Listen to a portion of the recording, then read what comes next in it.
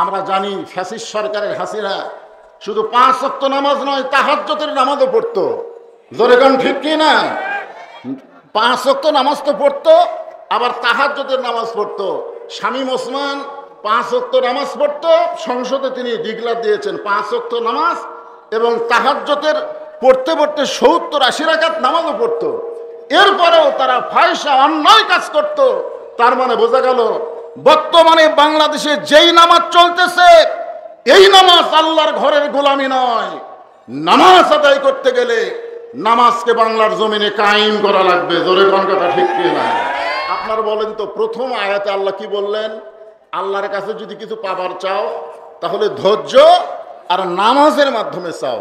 পরের আয়াতে আল্লাহ কেন বললেন আল্লাহ রাস্তায় যাদেরকে হত্যা করা হয় তাদেরকে তোমরা মৃত্যু বলো না, আমি আল্লাহ বলতেছি তারা জীবিত। জোরে বলেন সুবহানাল্লাহ। আচ্ছা, নামাজের আয়াতের সাথে সাথেই এখানে হত্যার কথা আল্লাহ কেন বললেন? যে আমার রাস্তায় যাদেরকে হত্যা করা হয় তাদেরকে তোমরা মৃত্যু বলো না।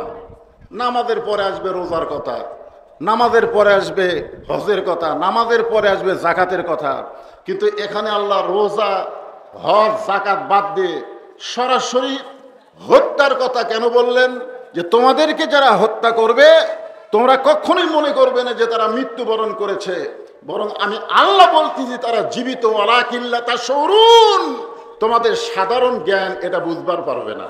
আজকে বিশ্বাস করেন, যদি প্রথম সূরা কুরাইশের যে আল্লাহর ঘরের যদি গোলাম আমরা করি, গোলামি মানে এখানে শুধু নামাজ না, আল্লাহর ঘরের গোলামি করার অর্থ হলো ফাদখুলি ফি ইবাদি ওয়াদখুলি জান্নাতি। কেউ যদি আল্লাহর গোলামি করে, আল্লাহর দাস হয়ে যায়, আল্লাহ তাকে জান্নাত দিয়ে দেয়। জোরে কোন সুবহানাল্লাহ। এখানে গোলামি মানে অনেকে আমরা মনে করি নামাজ পড়া, অনেকেই মনে করি রোজা করা, হজ করা, জাকাত দেওয়া, অথচ বুখারী শরীফের হাদিসে আল্লাহ রাসূল বললেন মা আহাদান ইয়াদখুলুল জান্নাতা ইউহিব্বু আন ইয়ারজি ইলা দুনিয়া ওয়া লাহু মা আলাল আরদি মিন শাইইন ইল্লা শাহীদুন ইয়াতামান্না আন ইয়ারজি ইলা দুনিয়া ফায়ুক্তাল আশারা মাররাতান লিমা ইয়ারা মিনাল কারামাতি। রাওয়াহুল বুখারী কিতাবুল মাগাজি। জোরে কোন আল্লাহু আকবার। আল্লাহ তাআলা বলতেছেন এর রাসূলের জবান দিয়ে যে দুনিয়াতে আল্লাহ রাস্তায় শহীদ হওয়ার পরে এই শাহাদত ভাগ্যবান ব্যক্তিদেরকে আল্লাহ তাআলা জান্নাতুল ফেরদাউস দান করবেন। জোরে কোন সুবহানাল্লাহ। কিন্তু জান্নাতুল ফেরদাউসে যাওয়ার পরে ইউহিব্বু আন ইয়ারজি ইলা দুনিয়া, তারা দুনিয়াতে আসার জন্য ছটফট করবে। আচ্ছা, চিন্তা করে দেখেন, জান্নাতে তখন জান্নাত, জান্নাতুল ফেরদাউস পাওয়ার পরেও তারা দুনিয়াতে আসার জন্য ছটফট করবে। আপনারা বলেন তো, জান্নাতে যাওয়ার পরে কেউ আবার দুনিয়াতে আসবার চাবে? তা আল্লাহ রাসূল কেন বলতেছেন ইউহিব্বু আন ইয়ারজি ইলা দুনিয়া ওয়া লাহু মা আলাল আরদি ইল্লা শাইইন ইল্লা শাহীদ। এই দুনিয়াতে আসার একমাত্র কারণ কি? আল্লাহ জিজ্ঞাসা করবেন, রে বান্দারা, আমি আল্লাহ খুশি হয়ে তোমাদেরকে জান্নাত দিয়ে দিলাম, শহীদ যারা হবে তাদেরকে আল্লাহ কোনো হিসাব নেবে না, তাদেরকে বিনা হিসাব আল্লাহ জান্নাত দিয়ে দিবে। ধরে গেল সুবহানাল্লাহ। তো জান্নাত দেওয়ার পরেও তোমরা দুনিয়াতে কেন আবার যাওয়ার জন্য ছটফট করতেছো? তখন জান্নাতি বান্দারা বলবে, ফায়ুক্তাল, জান্নাতি বান্দারা বলবেন লিমা ইয়ারা মিনাল কারামাতি, প্রথম শহীদ হওয়ার সময় শাহাদতের যে মর্যাদা আমরা পাইছি, আল্লাহ তোমার জান্নাতের মধ্যে সেই শান্তি আমরা পাচ্ছি না। ফায়ুক্তাল আশারা মাররাতান, কম করে হলো আমরা 10 বার বাতিলের বিরুদ্ধে যুদ্ধ করে শহীদ হব, এরপরে আমরা জান্নাতে আসব। তার মানে বোঝা গেল ইসরায়েলের ইহুদি ফিলিস্তিনের মুসলমানকে হত্যা করেছে বলে তারা মৃত্যুবরণ করে নাই, বরং তারা জান্নাতে গেছে।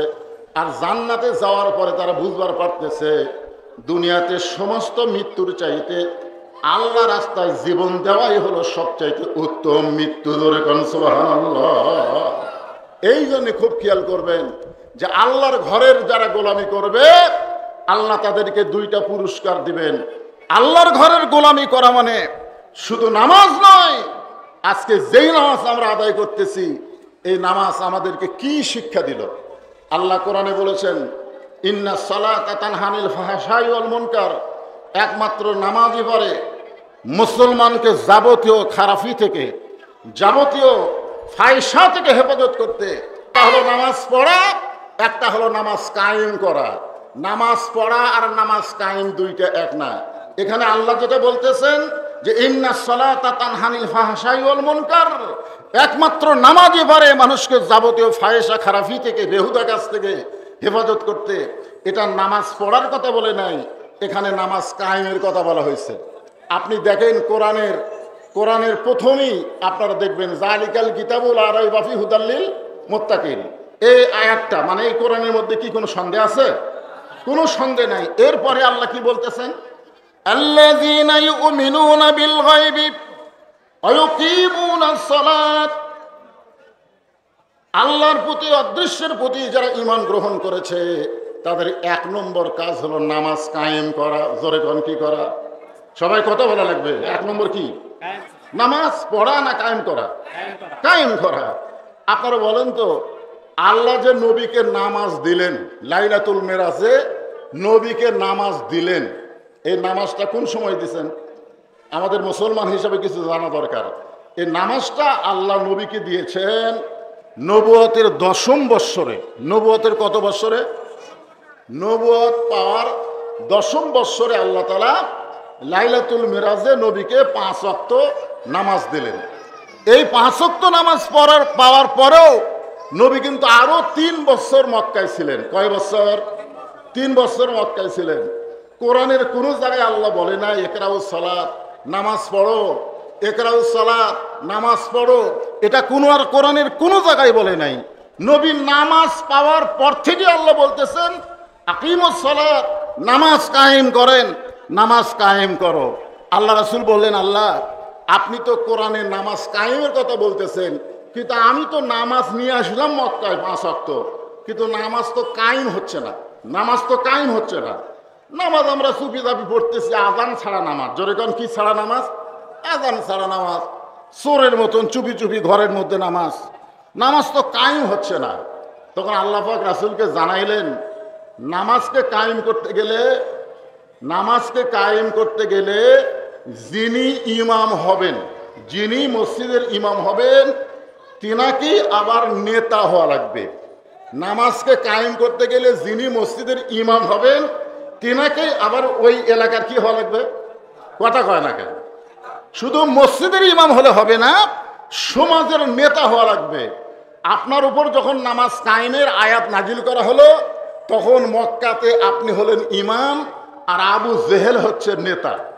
যতদিন পর্যন্ত আবু জেহেলের মতন নেতা থাকবে, ততদিন পর্যন্ত আপনার মতন ইমাম নামাজ পড়তে পারেন, পড়াতে পারেন, কিন্তু নামাজ কায়েম করতে পারবেন না। নামাজ কায়েম করতে গেলে যিনি ইমাম হবে তিনাকেই নেতা হওয়া লাগবে। এখন বাংলাদেশে একটা সুযোগ দেখা যাচ্ছে, একটা সুযোগ, একটা বাতাস। আপনাদের দোয়ায় বাংলাদেশের প্রায় জায়গায় ওয়াজ করতে গিয়ে একটা জিনিস আমাদের চোখে ধরা পড়তেছে, মানুষ দিন দিন জালেমের জুলুম এটা বুঝবার পারতেছে। জোরে কোন কথা ঠিক কিনা? মানুষ দিন দিন কারা জালেম, কারা সংসদে গেলে কোনোদিনও নামাজের কথা একবার বলবে না, কারণ তারা নিজেরাই নামাজ পড়ে না, তারা নামাজের কথা কেমনে বলবে? জোরে কোন কথা ঠিক কিনা? এই জন্যে খুব খেয়াল করা লাগবে, আমরা যদি ফালিয়াবুদু রাব্বা হাযাল বাইত, ওই আল্লাহর ঘরের গোলাম হতে চাই, আর আল্লাহর 2টা নিয়ামত যদি দুনিয়াতেই পেতে চাই, তাহলে আমাদেরকে নামাজ পড়ার মধ্যে শুধু থাকলে হবে না, নামাজ কায়েমের আইন, নামাজ কায়েমের বিধান বাংলার জমিনে পাশ করার চেষ্টা করা লাগবে। জোরে কার কথা ঠিক না? এই জন্যে আপনাদের একটা কথা এটা বলতেছি, আভাস দিয়ে যাচ্ছি, আমরা তো অনেক কিছুই দেখলাম, ঠিক কিনা বলেন? আমরা কি কম দেখলাম?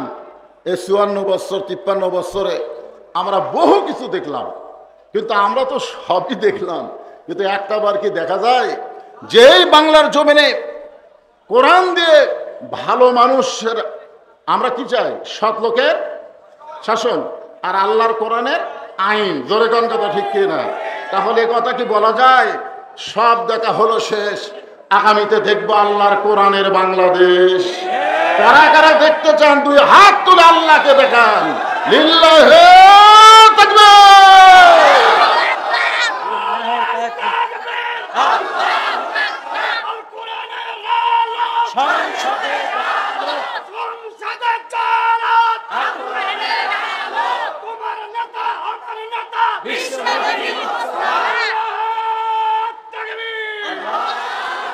মাশাআল্লাহ।